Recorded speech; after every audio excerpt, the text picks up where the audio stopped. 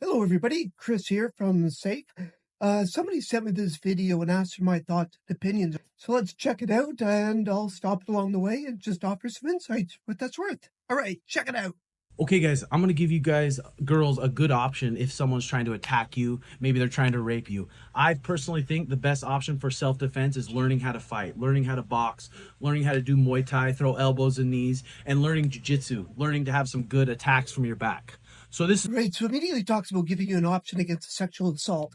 Talks about learning how to fight, boxing, Muay Thai, Jiu-Jitsu, which all have skills that can help you defending yourself. But self-defense and fighting and martial arts are all very different, but that's in other videos that we've done. No mention of mindset yet. Hopefully that will come up, but let's carry on and get into the specifics of the video. So this is one option. I'm going to try to attack Taya, but she's going to do her best to stay calm, pretend she likes it, and pull me into her guard. Okay? So I'm going to grab her like this, go down. She grabs wrist control. All right, off the bat, I got a few issues here. First, he talks about using the strategy if she goes along with it as she likes it. Yes, that could be a very effective strategy, but I'd rather she employ that while she's standing up, using some verbal strategies to do what he's saying. Also, that allows her to use perhaps strikes if there's an opportune moment, but to purposely go on the ground to use that strategy has put herself at a huge disadvantage because now he's got all her weight on top of her. She's taken away a lot of her chances to strike back, to run, to exit quickly. So yes, the strategy of going along with it can be effective, but I'd want to start with that standing up using her verbal skills, not starting on the ground in a disadvantaged position. All right, let's check out the next control. part. She grabs wrist control nice and tight. I'm pretending she likes it. She tucks it real quick. And I'm going to try to stand up.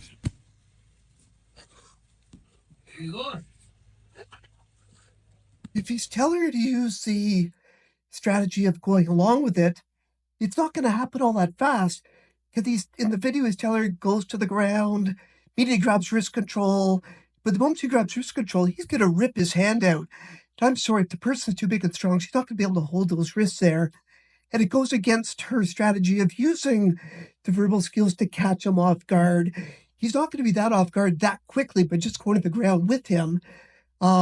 She's done no damage to the guy first to be able to get to her next move, which we'll discuss in a moment. But again, it's happening too quick. We got to add all the strategies in here. Expand on the verbal. As dangerous as it is being on the ground, you can employ it, but he's going to have to gain a point where he feels he's got control over it. He doesn't need to try to control her anymore. Okay? So, commit to a squeeze. Commit to the squeeze. Have a perfect triangle. Be able to defend when a strong guy tries to lift you and stand you up. Pass them out, and then either run or stomp their face. That's your couple options. Peace. So in closing, I'd like to see more options when they're standing up, using the verbal strategies based on what he's saying, luring the person into a false sense of confidence that they've got control over you, that you're interested in them. To jump right to the ground, I think, does a huge disservice. And what they showed on the ground, I would never teach to beginners. There was no strikes involved. There was no showing how the man might really control the person on the ground. How are you going to get their hands off, do damage to be able to throw the person off? And as you notice, the last part he said, you do a perfect choke or a perfect triangle. Whenever I hear the word perfect in self-defense, I always cringe because there's no such thing as perfection.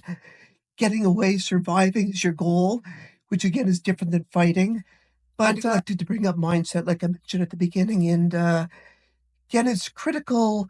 And I know the videos aren't as exciting for people to bring up mindset, because if you've got students or clients without an effective mindset, none of this stuff is going to work. Have they experienced violence before? Sexual assault, trauma? Those are all things that need to be brought into teaching. So it's a lot more I could say.